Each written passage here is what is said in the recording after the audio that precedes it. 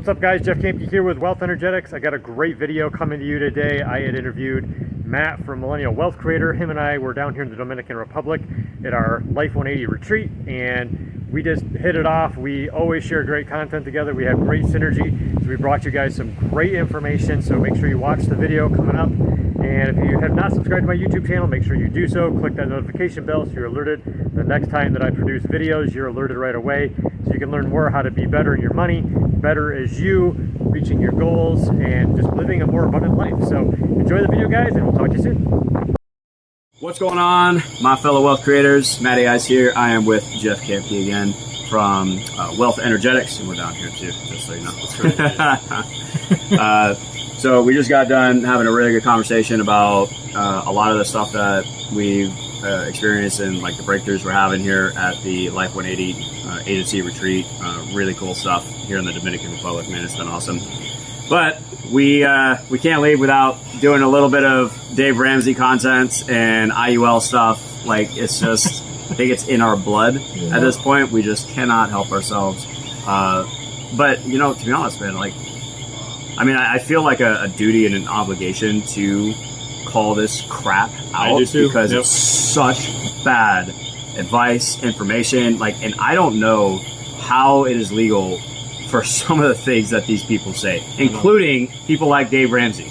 And I often sometimes wonder if Dave like secretly just gets sued all the time because of the crazy stuff he says, you know, 12% returns in mutual funds. And I've heard him tell people, like, he gives financial advice, like cancel your whole life policy. I've heard him say that multiple times live. I'm like, how do you get away with that? And sometimes I think like he gets secretly sued every once, like multiple times, just seals it in arbitrage or something, but I don't know. Nothing against Dave. I'm just, you know, I'm kind of ranting a little bit, but it's like some of this stuff is so egregious, man. Like, and I think that's such a huge part of my mission with this and why I chose the 3 core values that I did. 2 of them were under spirituality is ethical and accountability. And it all has to do with this terrible information that people are using to make major financial decisions that is oftentimes not in their best interest. And how would you even know? Because you don't have all the facts and information. A lot of times you have the wrong information. So people are making decisions on this bad, wrong information. And I just cannot sit back and do nothing with that. And Chris, man, Chris said it perfect today, where he said, when you see something in opposition of your core values, you feel compelled to resist it, man. And that's why I chose ethical and accountability as 2 of my core values, because when I see stuff like this, I don't see ethical stuff, number 1. And then there's no accountability for it. Nobody, like the stuff that I see, that I saw today with IUL agents posting and sometimes advisors too.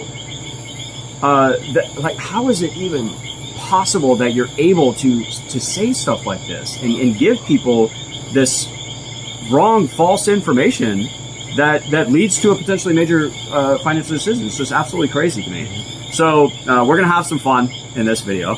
I'm really looking forward to it because it was good stuff today.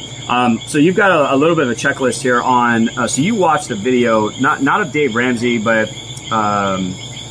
one of the guys on Dave Ramsey's show. Yeah, George Camel. Yep. Okay, so he was talking about IUL, right? Yep. Was that it?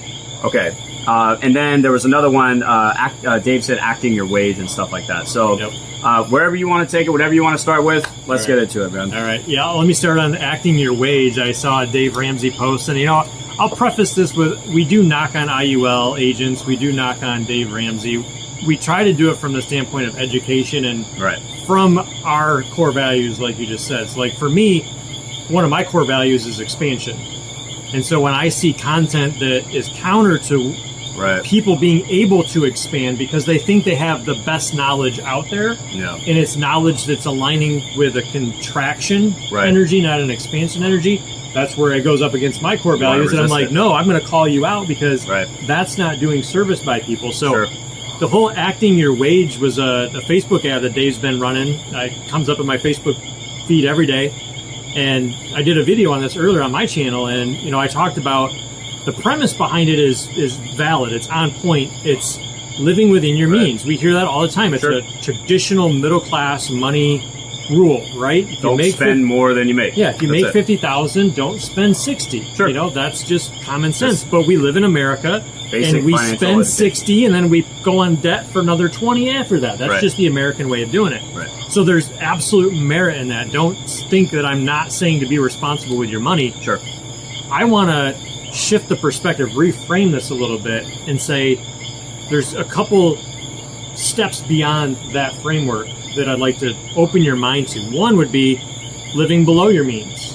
If you make 50,000, live on 48 or 45 or 40. Sure. Save the rest. Save the rest, yeah. You know, whatever that strategy would be. Obviously, we'd recommend storing that in a properly structured cash value life No insurance. better place to save money. If it works in alignment with your core values and beliefs around money. Sure. And that for you might, like, yeah, okay, I could see a logical progression there. Like, living within your means like, okay, if I can basically maximize all of what I've got.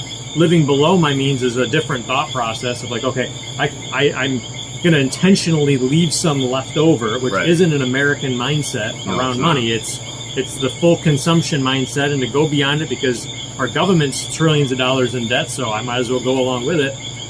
So for me, then the next logical step is let's live below our means, but always focus on increasing our means. Yes. And that's the Yeah, I like distinction that I feel is an expansion energy, not a Right. constriction energy. So if we're living below our means with the intention of, I'm going to continually figure out how I can add value to the people I serve. Yeah, I might be charging more. I might be increasing my prices over time, depending on what my products and services are. But it's only because I've done the inner work. I've gained the skills. I've done the knowledge where, 10 years ago working, there might be a coach where it would take 12 months of working with this coach to get a desired change in, your behaviors and relationships or whatever. That's just an example. But if that coach continues to get better and better and you can only work with them for 3 months and get the exact same Right. result, well, they shouldn't charge 25% of the original cost. Sure. They should be charging probably 2 or 3 or 4 times that because they're getting the same result in less time. There's extra Right. value there Yeah, for 100%. you. So coming at it from an abundance mindset of, okay, if I can do things to increase my income, and it may not be a coach and you can increase your income proportionally like that. If you're in a W-2 situation, you're like, well, I can't increase my income. I have handcuffs on. My income's capped. Well, to me, we live in the most opportunistic time right now where Yeah. people don't want to work. The ones that do a half-ass job. Right. So, a lot of times we're held captive by our thoughts that, no, I don't have any more opportunity because I'm an employee. I'm stuck at this income, and therefore I do, according to Dave, I have to act my wage Right. because my wage is what is the determining factor in my life to whether I can advance, whether I can afford things, whether I can upgrade my car, whether I can not feel the weight of inflation and the constricting power, purchasing power of the dollar. So if you can get out of that mindset and go, okay, well, what are ways that I could, even as a W-2 employee, go outside of maybe where I'm employed? Maybe I could go find a competitor, pitch myself there, and I could get that. Maybe you'll get a no. Maybe it doesn't mean it's going to be a clear, easy path to success. Sure. Maybe you'll get 10 no's before you can get a yes that, hey, I'm a W-2 employee, but you know what? I've done a lot of inner work and figured out how I can add value. I mean, our mentor Chris was talking about last night. He's got a whole business built around how to find better paying jobs in the corporate world. So there's resources out there that you can do exactly what we're saying. Find ways to increase your income no matter what your job situation is, Right. but always be living below your means so you're always in a power position financially where you're not having to be stretched and constricted because you're spending every last dollar you have. Sure. You have savings, you have the emergency fund, you have the ability to do things if you need to make that play without going into debt, which is where a lot of people get into financial struggle, is that they don't have that extra cushion because they are living paycheck to paycheck. Right. They're using all their dollars every month. And then when the water heater goes out or they need a new roof or their transmission blows, they have to go use credit Right. or go get a payday advance loan. That's the thing. So that's kind of my framework of where I come from. That I'd be curious what your take is on Dave's idea there of acting your wage. Yeah, that's all good points. I think the way that you phrase things is really important. So like when I agree 100%. When I hear act your wage, or even living below your means, like I understand what he's trying to say, but sometimes the way that we phrase things can have a pretty big impact on the actions or lack of action that we take in our lives. So acting your wage, it just seems it's almost demeaning, to be honest. Like, and here's the other thing too about like living below your means. Even as your income increases, like if you're making good money, you should still live below your means. Like that never changes. But the way you think about these things and how you actually show up with them, I think, you know, that's why the way he phrases that kind of stuff. I appreciate he's trying to say, you know, don't spend as much, but or spend more than you make. But sometimes the way you phrase things, that really does make a difference. Mm-hmm. And when it comes to like living below our means, see, here's the thing. Yeah, you were talking about the, you know, if you're in a W-2 position right now, you have a job, and people say, oh, I can increase my income because I have a job. You know, I like to actually challenge people on that a little bit. Like you were saying, we live in a very opportunistic time right now with the things that you were talking about, but also with technology and just all the things that, like, I always tell people that, like everyone is good at something. Like, what it is that you do for work at your job, you're probably good at it, right? And you're probably a lot further along that journey than somebody, you know, who's only been in it for 5 years. Let's say you've been in it for at your job for 10 years, and somebody's been in it for 5 years. Like, there's a lot that people can learn from you, and you have to shift the thinking a little bit. And also, I think too, you have to want whatever it is that the lifestyle you desire, the goals that you have, you know, what you want to provide for your family. That needs to be important enough to where you get to the point where there are no more excuses anymore. You're not going to say, oh, well, I'm in a job, so I can't make any more money. Right. That's, at the end of the day, just keeping it real, guys, that is an excuse. Like, there are plenty of ways that you could increase your income at a job. You could also start a YouTube channel, a podcast. Yeah. So, like, everybody's passionate about something that they're really good at and whatnot, that people would be interested in learning more, paying for a product or service involved with that or whatnot. So, yeah, and you don't even have to quit your job to start doing something like that. So, you know, if we focus on increasing our income, like, obviously not spending more than we make, all right, but it can't stop there. Right. Okay, you can't just stay there. I mean, unless you want. I don't think anybody truly wants to do that. Sometimes I think people actually don't believe they can get a lot further. That's a whole other conversation. You should watch the last video that we did about core values and all the stuff that, like, all the breakthroughs that we're having here. Like, it's really, really good stuff. But yeah, it's you know, you do want to, you know, make sure you're not spending more than you make, but don't stop there. Focus on increasing your income so that whatever goals you have, whatever lifestyle that you want to live, you're going to be able to do that. And yeah, you know, with Dave, Dave's an interesting character, man. He, like, a lot of his stuff, I really don't align with at all. I think it is very, it is constricting versus focusing on expansion. Yeah. You know, I don't know that that's very productive in the long run. Right. And, you know, the way we think about those things, it makes a huge difference. Yeah. So. And I think from where Dave's coming from, I don't know exactly Dave's age, but he's got to be probably in his 70s, I would assume. You know, he's got kids that are taking over the business that I think are our age. Got kids and stuff. He's got grandkids. So I think where he came from, culture back 50 years ago, the advice he's giving probably was okay for that generation. Sure. But we're in such a different perspective now with the rising cost of everything, inflation taking over. Like, you can't just rely on, I mean, let's look at the last 4 years. What has income done in disproportion to the rising cost of everything?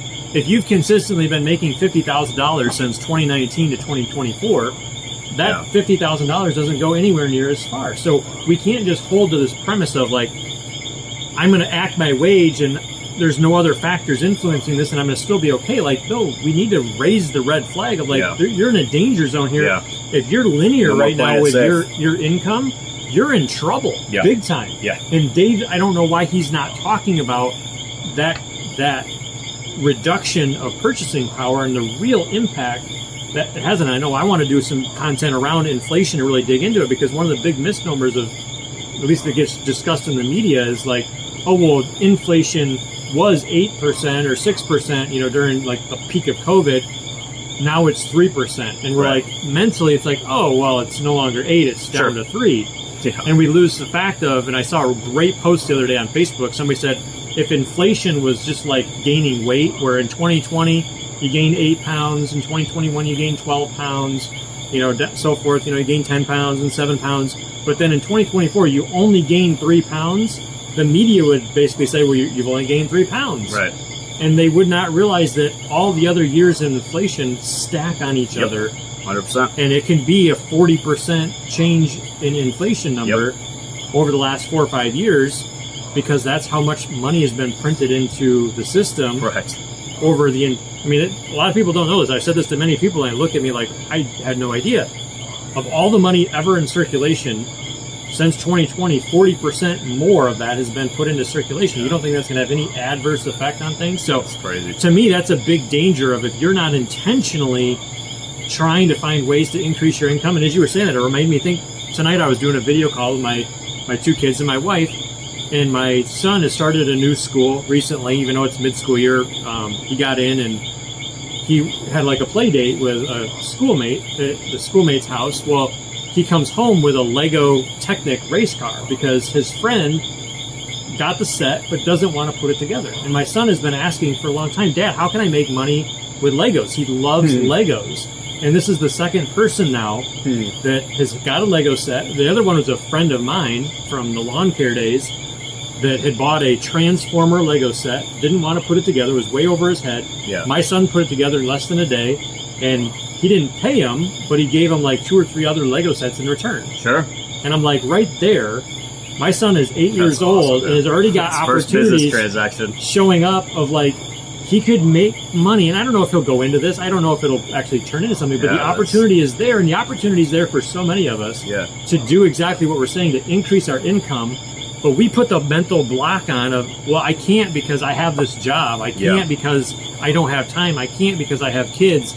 I can't. Yep. And we never see the opportunity because we're not open to seeing it. Right. We block it for ourselves. So yeah. Couple points I want to address there. So first off, with the inflation stuff, I think sometimes people even think like because it's come down from 9 to 3 that prices are supposed to go down. No. Prices are still going up. It's just not going up as fast. Yes. Right? But the prices have already increased, and they're not coming back down because now we're at 3%, which is still really bad. And if you use the rule of 72, and you use that to figure out like how long will it take for the prices of goods and services to double at 3%? My math, 24 years. Yeah, it's 24 years. Which means that a lot of people who are following Dave's advice with this whole buy term and invest the difference crap, and you'll be self-insured and whatnot.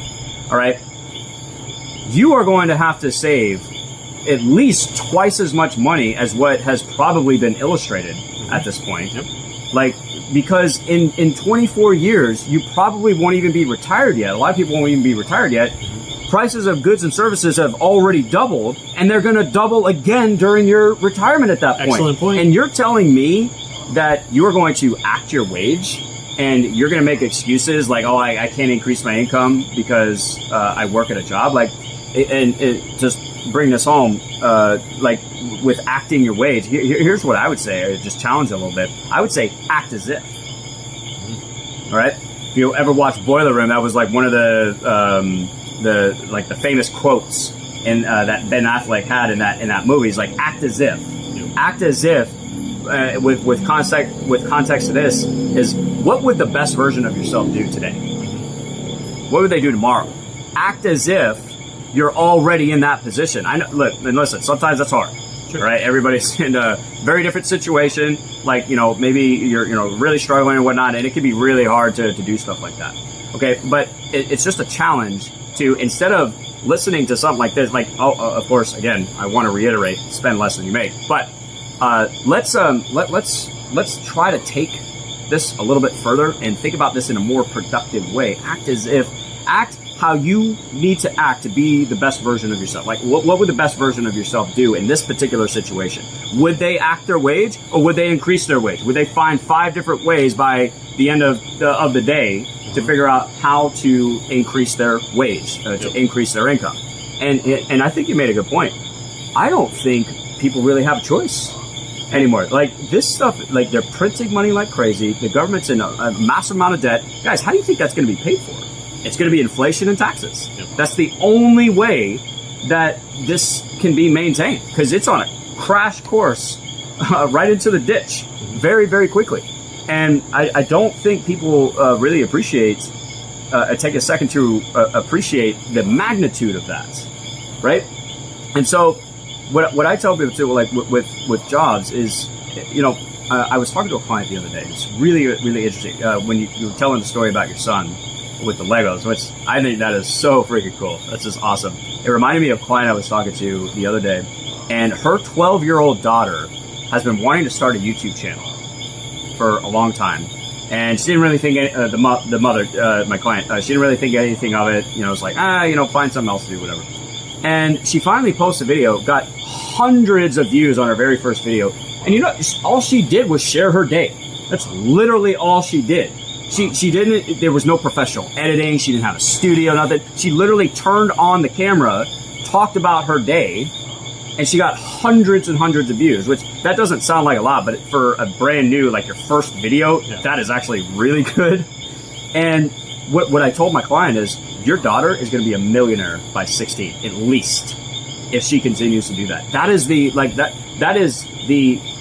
is how powerful the opportunities are that we have available to us if you just take the time, step outside of the box that Dave has put, like people like Dave have put you in, and start thinking about how can I take my journey and what I know, my skill set, what I'm passionate about, how do I share that with the world, and how do I monetize it at some point? And actually, you don't even have to worry about that part first. Just get started. Just get that momentum going, and you have no idea what that can turn into.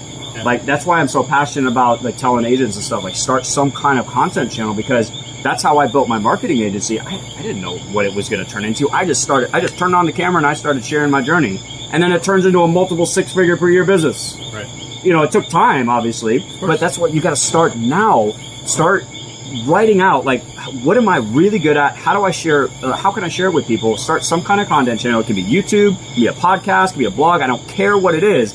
You have to start taking more control of your income. If the only source of income you have is your job right now, I think you're really rolling the dice. I don't know how you feel about like what's going on with potential recessions and stuff like that. Maybe it'll be a soft landing, but even that, like, there's so much uncertainty. Why would we kind of like buying an IUL? Why would we roll the dice with our finances with an IUL? Why are we rolling the dice with our finances with the job market and stuff like that? We've got to start creating multiple streams of income and taking more control of our income. And as that increases, your lifestyle increases, you get closer to your goals, you can take advantage of different opportunities. Make sure you spend less than you make still. But to me, that is a much more productive conversation than just saying act your wage. Yeah. Like I can't stand stuff like that, man. Before we go on to the next topic, you made me think of talking about your client and her daughter. Made me think of some friends of ours that they're older. They're kind of half a generation older, but we'd met them 13 or so years ago, and the daughter was 18 at the time. And the dad was big into personal development. There was like a CD package that he made the daughter listen to one day because she got grounded for something. Yeah. And it turned her life around. And she started a clothing blog back in, this would have been like 2010 or 11 probably. My wife recently talked to this gal, and we haven't really touched base with her in several years. I knew she'd been doing better and better. I believe in 2022, she closed $2 million worth of business in her, off of a blog and a TikTok and her social media. That's crazy. Clothing, off of girls' clothing. And I think she was projected to double that for this year, something along those lines. But whatever the number is, it doesn't really matter. The idea, like you said, there's opportunities, there's ways to supplement income, to get going with things. You can be creative with artificial intelligence.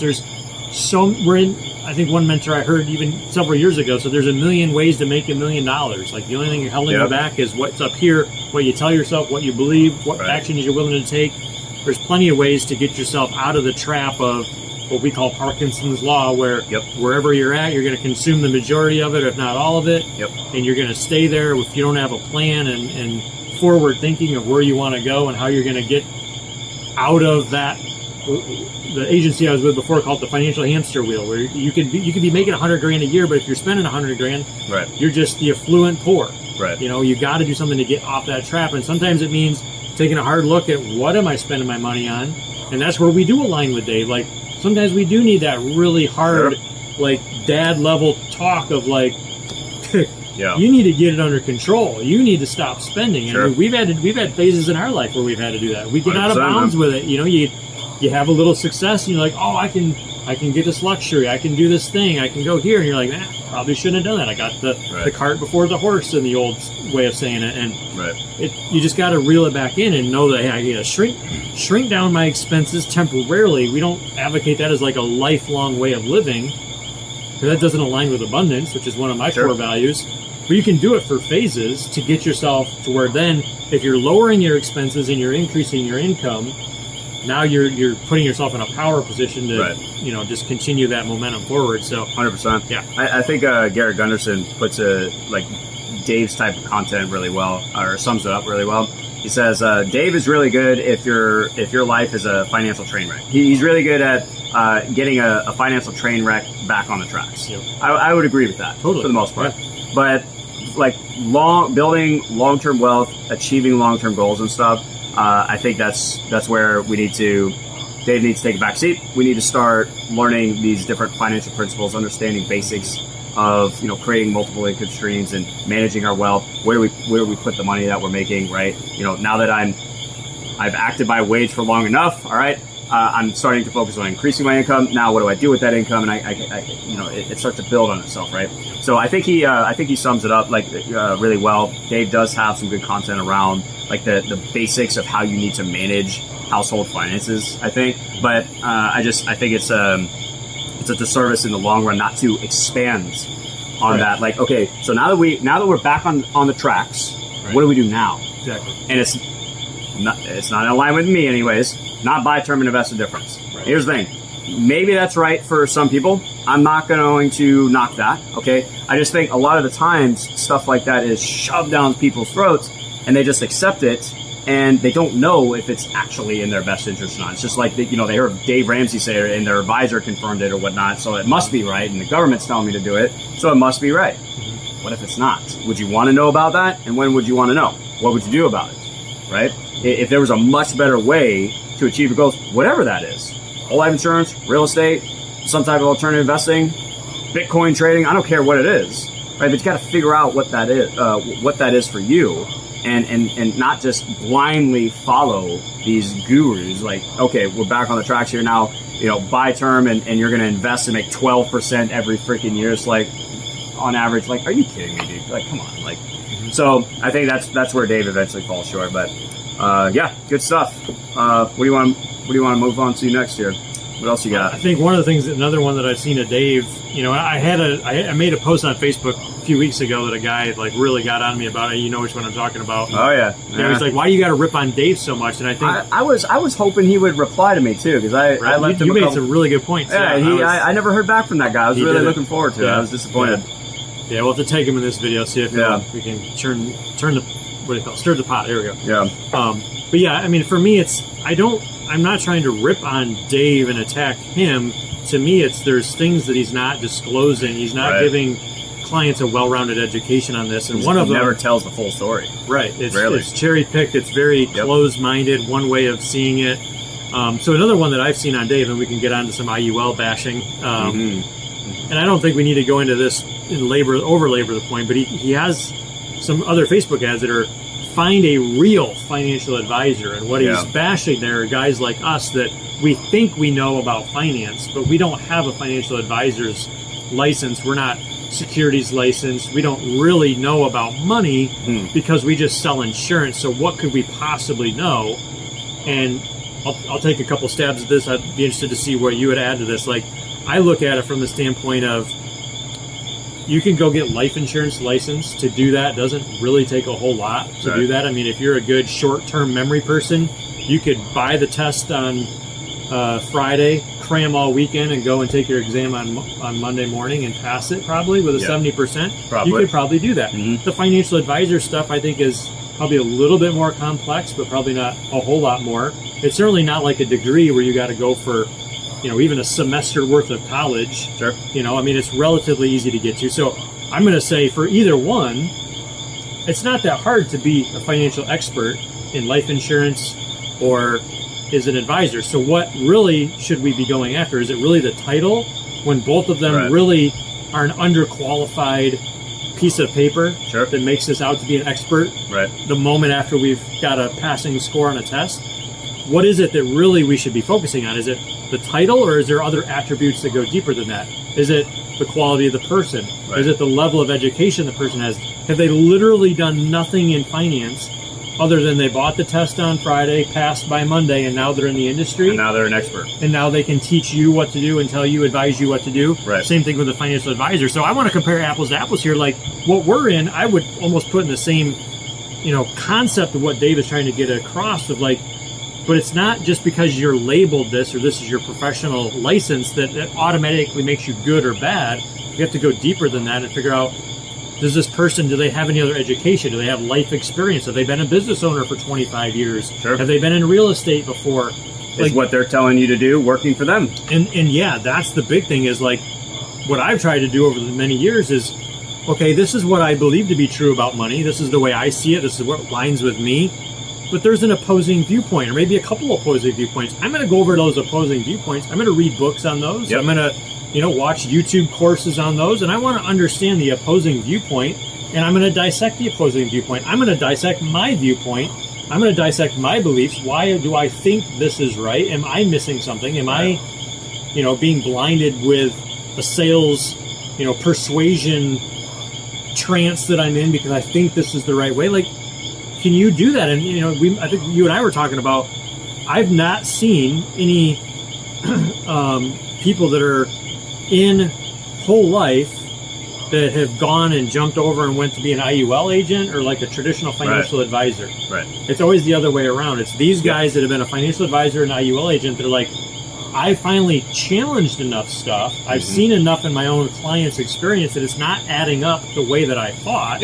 So I looked for alternatives, and I found my home with whole life, and not just traditional whole life, but max funded cash value life insurance that we talk about, like more of the infinite banking strategy.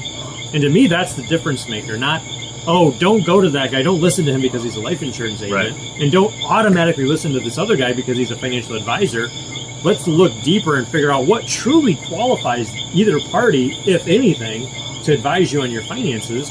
And you have to look at, like you said, do they actually have real information that's going to be able to produce a result in your life that's in alignment with what you want out of your life? Because I find I've never been in total resonance with what financial advisors have taught. I've been in plenty of BNI meetings over the years where the Merrill Lynch guy stands up and spews the market stuff, and I'm like, that just never added up to me. So you have to not just take information because of the status of the person or the licensing, but you have to really figure out, and it's what we've been taught so much with Chris here at Life 180, of really figuring out what's in alignment with you, and then making moves in accordance with that.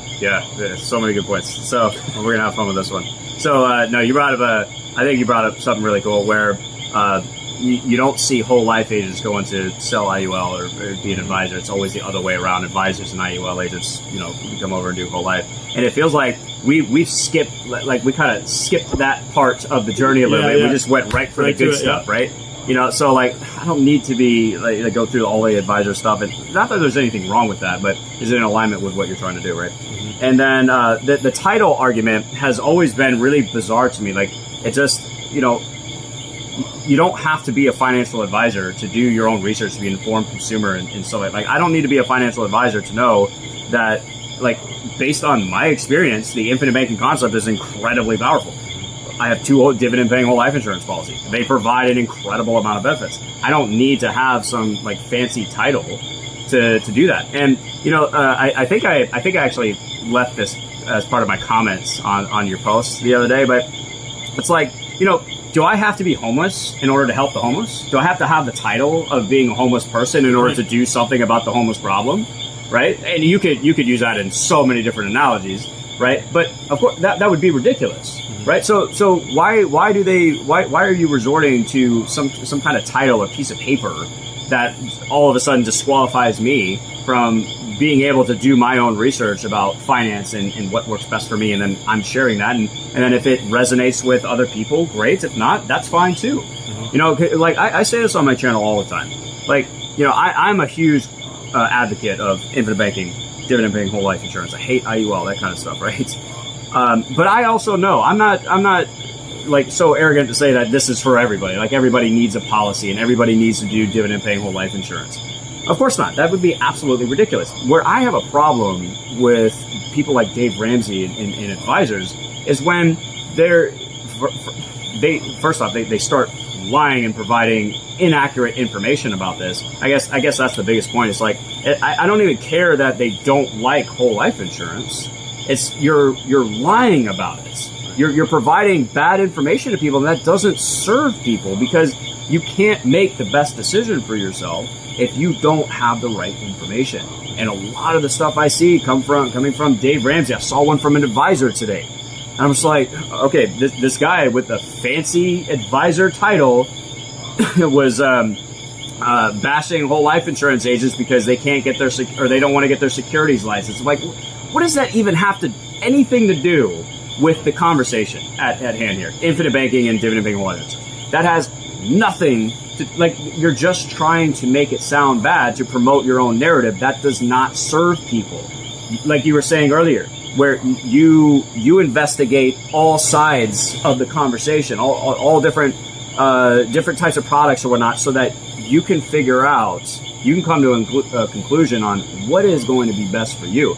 Maybe it is buy term and invest the difference. Maybe it is maxing out your 401k. Maybe it's infinite banking with whole life insurance. How do you know if you are just taking the word of somebody on the radio or your professional advisor because he has a fancy title, and you don't research these other options on these things, and you just take the word of some type of financial guru? So that's my 2 cents on that, man, and that's why I'm equally as passionate about like calling this stuff out so that people get the information they need and make the best decision. Yes.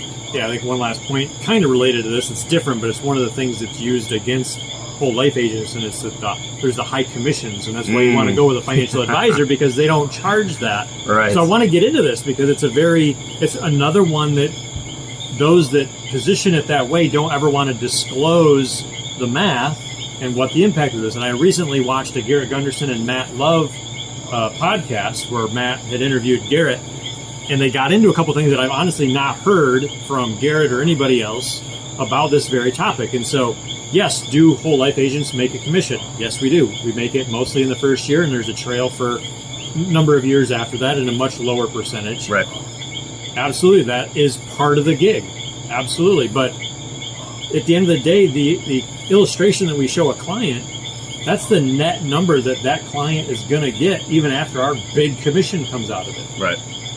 In our commission, when we set up a policy the way that we do them, if it's an IBC type policy, more likely than not, we're cutting our commission by over 50% because more of it's going to cash value. So right. I agree that it might be a little overly commissioned on the traditional whole life guy that's doing 100% base policy. Base, yep. But even if it is, so what? Let's compare that to what a financial advisor is doing. Sure. He's not getting his big upfront 1 year commission or in year one commission, but he's getting a commission every single year as long as he has your money under management.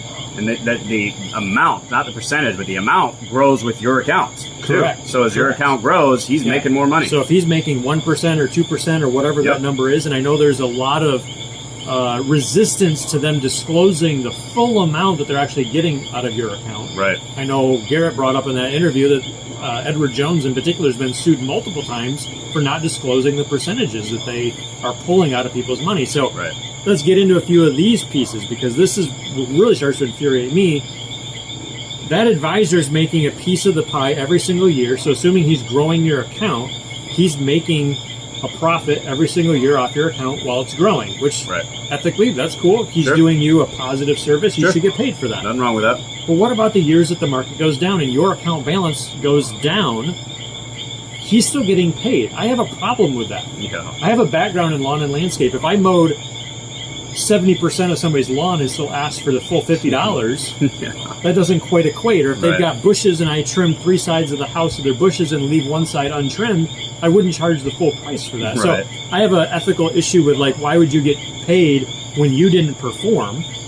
And then what Garrett went to the next level is, and I'd never considered this, the advisor is making the 1 or 2% or whatever that number is of assets under management. That's on the gross amount of money in your account. Right. So let's say you have $100,000 put into a qualified account, which means you haven't paid taxes on the growth yet. So if you put $100,000 in today, tomorrow you wanted to go withdraw that, you won't get all 100,000 out. You're only going to get probably about 60 because there's more than likely a 10% early withdrawal fee, and then if you're around a 30% tax bracket, Right. that's $40,000 right off the table. So your 100,000 turned into 60. So truly, at the end of the day, you only keep about 60% of what's in your qualified, account, mutual funds or brokerage accounts. But the advisor's not making the 2% on the 60,000. They're making 2% on the full 100,000. Sure. So the part that's actually the government's part and what the financial institution is going to keep for an early withdrawal fee, the advisor's making money on that every single year. Yeah. That to me is a Wonder what that adds up to. double unethical problem. And I know Garrett in one of his books, Killing Sacred Cows years ago, Tony Robbins in his book, Money Master the Game, he goes into, or both of them go into this concept of that 1 or 2% of advisor fees over a 30 or 40 year span actually can count against you by 60% of what your account value could have been, because of that 1% isn't getting compounded over and over and over for growth. It's coming out. And so instead of having $1 million, that 1 or 2% can factor into, you might only have 800,000 or 700,000 or 600,000, Right. maybe even less. I know they said, I think one of the examples was like 60% of the account value is lost due to advisor fees. So Yeah. the whole fact that us life agents are so greedy in making all of our money is a fallacy. And the last point I want to compare and contrast is when an advisor shows you an illustration for their qualified plan, there's never a down year calculated. There's never a zero. There's never a negative number. Yeah, So they use the average rate of return, right? so when we're showing a whole life cash value that's used as a savings alternative, we're not trying to keep pace with an investment. Right. It could outperform an investment in certain circumstances because of how the math plays out when you're not having any of those interruptions. Like I said, a whole life illustration is giving you the net result in your life of what that cash value is going to do. The advisor's not giving you a net result. He's giving you a gross amount. So when Dave Ramsey on his radio show says, you're a millionaire, Matt, Yeah. you got $1 million in your account. Well, we just said 30% of that's going to be probably the taxes if you wanted to get it before, or not any time.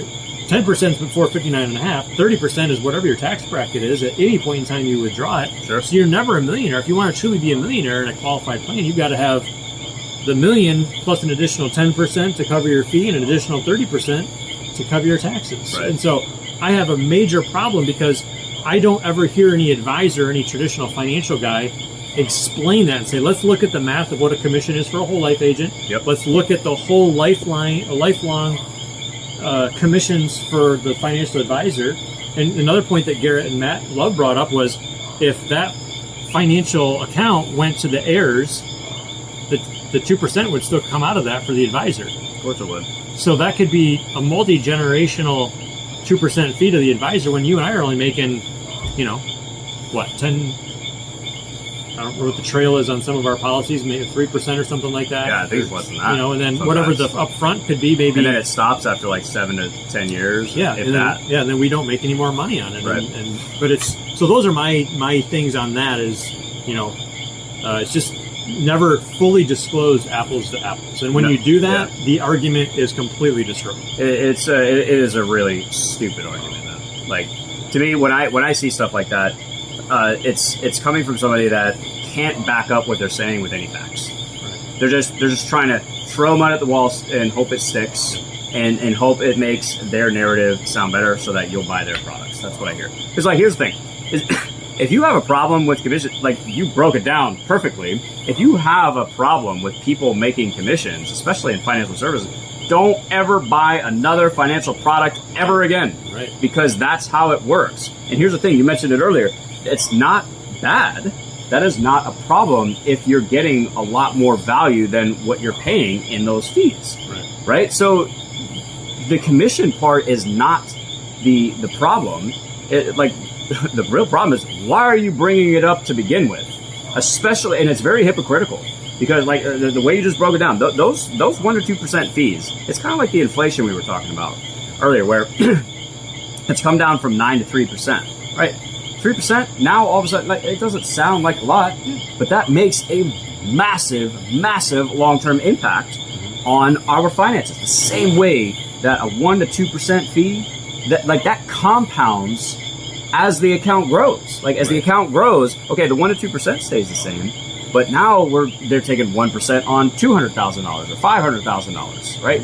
That adds up. That is massive, massive lost opportunity cost. Because you're talking about, like, you do, 1% on $1 million. What is that? $10,000. That doesn't sound like a ton of money on maybe a $1 million account. I don't know.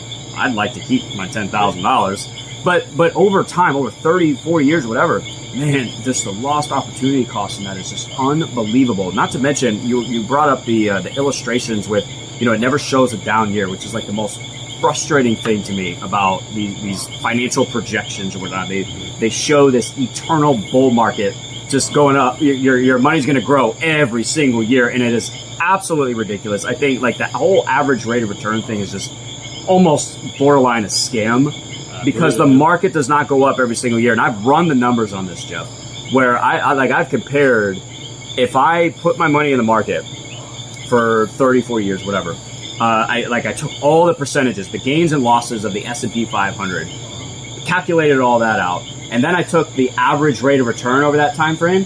I plugged that number into a compound interest calculator as if I were going to get it every single year. The difference was mind-boggling.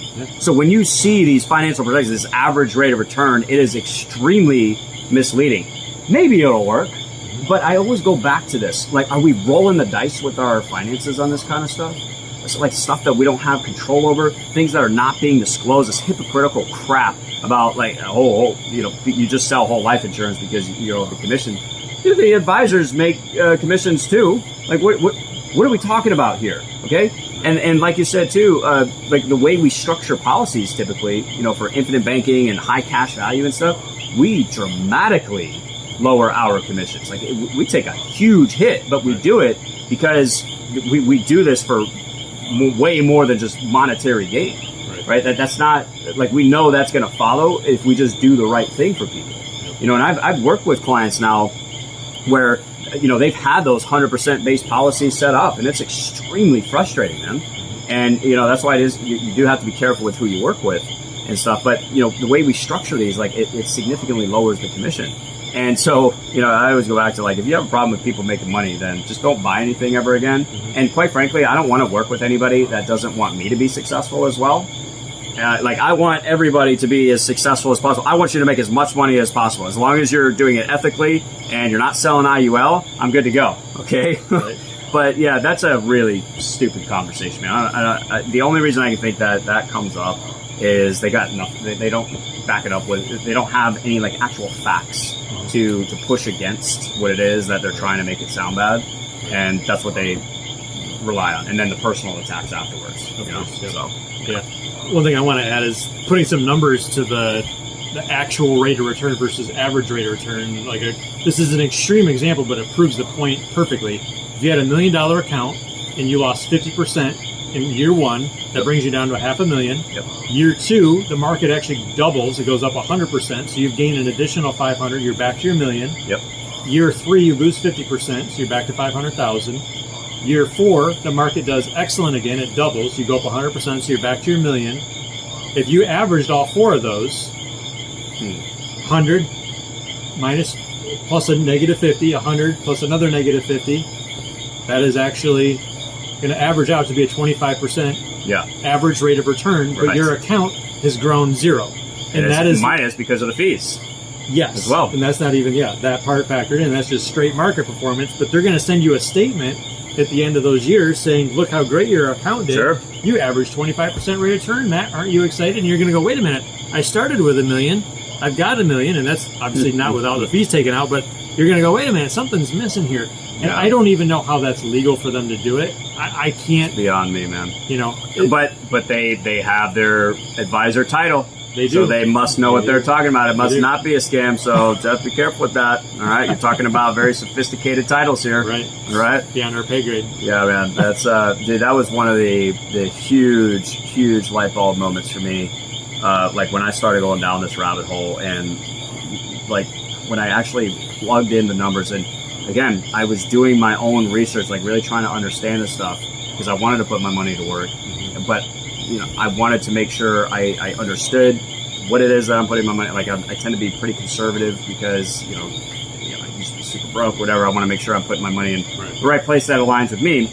And I was going down this rabbit hole, and I could not believe, because like it's such an accepted concept in finance, this average rate of return crap. You know, it's not even consistent. Have you ever noticed that? Right. I hear some people say that the S&P is average 7%, it average 8%, it average 11%. Like, which one is it? Yeah. What are we doing here? Are we just making numbers up? Yeah, I mean, I suppose it's different for the time frame that you're talking about, but probably, yeah. You know, usually it's, you know, if we're looking at like the last 40 years or something, like I've heard 3 or 4 different average rates of return, and if you're 1 or 2 percentage points off, that makes a huge difference. How are you supposed to plan for your financial future on such ambiguity, uncertainty? It blows my mind. The other one along those lines that gets me is they'll I've heard this from IULs, I've heard it from like S&P, is that it's average 6 to 8%. I'm like, you can't have an average that's a range. The average is the average. Like, what are we doing here? And to your point, like, they need to get together and have like a S&P official meeting and say, this is the number we're all going Finally with. Lock the number down already. Damn it. No, I agree, man. That's funny stuff. So, what else you got? Oh gosh, I don't know. Do you want to get in some IUL stuff, or? Yeah, we'll finish up on some. We're getting pretty long here. We'll finish up on some IUL stuff. I saw this post earlier that just like really, I mean, they all kind of rubbed me the wrong way a little bit, but you know, it's you know, I made a video on it earlier, and I just want people to have all the information, all the facts, know how these things work. I know what infinite banking is doing in my life, and I cannot imagine, I can't think of a more powerful financial strategy to accelerate wealth and protect wealth as well. We were talking earlier in the studio about preparing for long-term care expenses as well. Having the living benefits of these policies is like, even though I'm only 35, you know, I take pretty good care of myself with that. That was actually a major factor in my decision to get these policies. Is I'm planning for that event, that inevitability that, you know, we all get when we get old, we get sick, we break down, whatever. Do you have a plan in place to prepare for that, or do you really believe that you're going to be so self-insured that, you know, your 401k and your IRAs and your assets are going to be able to cover all that? I mean, are you really going to roll the dice on that? If you've done your research and that's what you want to do, fine. But I think if people actually had the facts and ran some real numbers, not made up imaginary average rates of return or whatnot, they would start to think about this a little bit more. They might make a different decision. Maybe not, and that's fine. Yep. But now they can make an educated decision. And this agent posted on LinkedIn this article talking about using IUL for infinite banking. And you can't do that. I mean, you could try if you really want to roll the dice with your money, but it is extremely risky. And the real problem I have with it is they post this content like there's no ramifications. There's no, like I will give her credit. She did acknowledge, she did reply and say that, you know, I know the risk and I disclose that to my clients.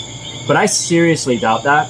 Because if she actually did disclose the real risk in using IUL with infinite banking, nobody would ever buy the IUL. Like, you know, what we understand about like how it actually works, even without the infinite banking concept, like this tax-free retirement income that these agents show you that you're gonna make somehow, which is never gonna happen. That alone is bad enough, but now you start trying to use it for the infinite banking concept, and it really aggravated me. Because they take such a powerful financial strategy, they turn it around and twist everything to make it fit their narrative so they can sell these IULs. And the fact is that, like, I mean, I try to keep things pretty simple. infinite banking was meant to be done with dividend paying whole life insurance. You could do it with a HELOC, but why would you do infinite banking with an IUL and take all the risk, or do it with a HELOC and not get all of the amazing benefits that whole life insurance provides to you? And like when I see that stuff, I just think it's so dangerous for people, or so dangerous when they post that, because they make it sound, IUL sounds so good, they make it look so good on paper. You can absolutely implement infinite banking, and here's why. I'll just break this down really quick. One of the main reasons, anyways, that it's very risky to use IUL for this is because typically with the infinite banking concept, you're taking pretty frequent policy loans. Sometimes, I wouldn't say you're maxing out your policy loan, but you might get pretty close depending on the wealth opportunity or investment opportunity, the emergency. It could be any number of things, right? Well, here's the problem is if you do that, okay, and you have a 0 year, which you will have, your IUL is not going to grow every single year like they show you on the illustration. You will have 0 years. So what happens when you have a pretty decent sized loan balance, you have a 0 year, there's costs, fees, and now you have the interest that you need to cover on that loan for that year because your policy didn't grow, the crediting did not cover all of that. Well, what do now? You better have enough liquid cash to keep that policy in force, to pay those fees, pay the costs, and pay at least the interest in order to keep that policy in force. Because if not, you run the risk of lapsing the policy. So my question is, why on earth do you want to deal with that? Why? Right. Just for the potential of getting an extra 1, maybe 2 percentage points in growth, which is not going to happen anyways. I personally think whole life policies will outperform most IULs in the long run, right. Just because they're like what they show on the illustrations is not going to happen. But when it comes to infinite banking, why take that risk when you don't have to? Like, don't take something so awesome and start to mess it up, right? And that's what I saw with this post, man. It just really aggravates me. Yeah, I think some of the foundational pieces of why we use whole life for infinite banking, and I mean, the Nelson Nash, the creator of this, or the one that put this together for the average person. I mean, the wealthy have always had private placement insurance and been able to do this kind of stuff, I think, for a lot longer than since the 80s when Nelson really put this together from his own life experience, and then started realizing that people like you and I can do this for ourselves. Is there's the permanent aspect, which takes away the risk. I mean, think about it. If we're doing infinite banking, we want our money in a banking system, or we put our money in a bank, like a normal bank at our street corner that's going to be a higher propensity for them to go under, where we want the bank that we know is going to probably be there when our great-grandchildren are going to be there. It's a fantastic point. That's the whole bottom line. Like, if we're going to talk about banking, we want banking to be a solid place to put our money. Sure. And we know that whole life is guaranteed to do that. Right. It's contractually guaranteed between you, the policyholder, and the carrier that what you signed up to have happen will happen. Right. With IUL, we don't have that. That guarantee is off the table. Right. It could happen, but it could not happen. Sure. Why would we rolling the dice with where we're parking our capital for the ability to deploy it for banking processes and investments, or whatever we're doing with it? That just inherently doesn't equate. And the fact that Nelson has looked at it thoroughly, he doesn't advocate IULs because of the moving levers, because of the risks that are involved. And I know you had interviewed Elon Moaz on your channel, and he talks about transferring risk. That in IUL, we bear all the risk. Yep. The insured does. Whereas with all other types of insurance, it's to lower our risk, and the insurance company takes that risk on. Right. So it just goes against, when you actually look at fundamentally, if you get rid of rate of return out of the discussion and just look at the chassis, how it's built, there's really no other incentive to use IUL for infinite banking other than the overinflated, overhyped, overpromised rate of return.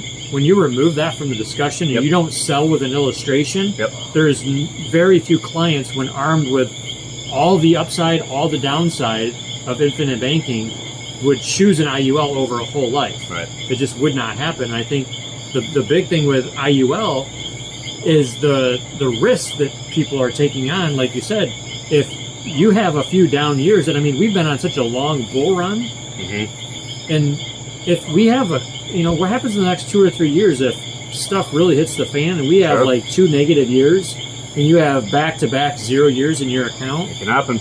and you've maxed out your policy loans. Yep. I mean, and there's several ways to obviously write a IUL. It could be minimally funded, it could be target funded, it could be max funded.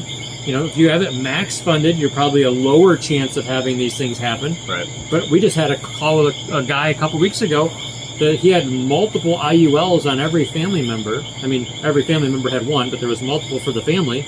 But they were minimally funded, like 50 Right. bucks a month were funded. So it's like, okay, if they have a down year, and I don't know if they're using it for infinite banking or not. We haven't gotten to that level of discussion. It was just a very high level discussion with them. But even if that's the case, it takes me back a few years ago. We had a discussion with another client that they lapsed their IUL because it was minimally funded. Yep. And to reinstate it, it was going to cost them $12,000 to reinstate the policy. And they didn't want to do that. They were comfortable losing 30 or 40,000 over a bad financial mistake, Yeah. than having to come up with 12 to be in the same position later on and not have to pay 12, but might have to pay 25 or 35,000 to reinstate it at a later date. So Such an awful position to be in. it's just And so avoidable, too. yeah, You know? exactly. And you made a good point, and we can wrap up on this. You mentioned about like the rate of return with these policies. That goes against infinite banking 100% right there. Like, because you don't set policies up for we're not trying to get the highest rate of return in a policy. Right. We are setting the policies up for what we can use them for to build wealth. Quick example. Okay, I flip heavy equipment right now. That's what I'm using my policy for, and I'm getting into private money. Okay, I just did my first, flipped my first piece of equipment. It was like a 40% annualized return, right? On like the actual deal is like 6.5% that I made in like 10 weeks or whatnot. But I was just like that's printed money. Like my money's working for me. Right. It was backed by a hard asset. Like I owned it. 40% annualized rate of return. I'd say that's pretty good. That's what we use the policy for. The internal rate of return of these whole life policies, you get that 3 to 5% tax-free compound growth. That's just a bonus. And that you set these up early enough, that can build into a very, very significant number. That is the power of true uninterrupted compound growth. But I didn't set the policy up for that.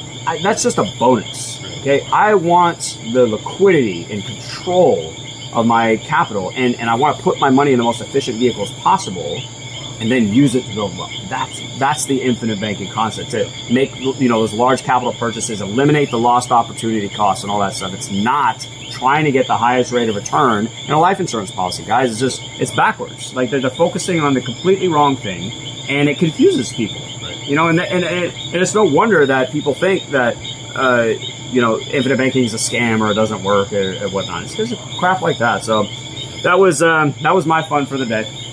So I'm going to be doing some fun content on that. It's going to be interesting. So anyways, we've been going for a little while now. It's probably going to cut off again here in a second. Any final words? Anything else you want to cover? I guess it brings up one other memory of a situation, that you just spoke about with the rate of return. A client that has a whole life policy that like her grandma bought when she was real small. It's not a very large annual premium, but we did an analysis of it and we said keep it, even though it's a small. I mean, she's literally paying like $100 a year into this policy. Wow. But really, anything. After several decades of true compounding, she's getting a 6x growth in that. So she puts in 100, the policy is growing by 600. Right. That's contractually guaranteed to happen. Yeah. So yes, it might take a while to get there. Yeah. But that's guaranteed safe money that she's, can predictably count on. That's going to grow at that rate. And that's the point of doing this, is to know that that's going to happen, not hope that's going to happen. And she doesn't have to worry about it lapsing. She doesn't have to worry about volatility in the markets. None of that stuff, man. It's just not worth it. So anyways, great conversation as always, man. A lot of fun. Make sure you guys subscribe. We'll have links to each other's channel and stuff. You want to have a conversation about life insurance. It could be anything. I don't really care. Right. Because at the end of the day, it comes down to what it is that you're looking to do. Just happens to be our specialty is dividend paying life insurance and stuff like that. So we'll have links down below to book calls, free resources, additional training. Make sure you check it out because this stuff is really powerful. It's definitely something you want to at least consider to have in your arsenal because it's a game changer for me. So, Absolutely. All right, guys. Always a pleasure. Hope this was helpful. Leave some comments down below, and we'll talk to you in the next one. Peace. See ya.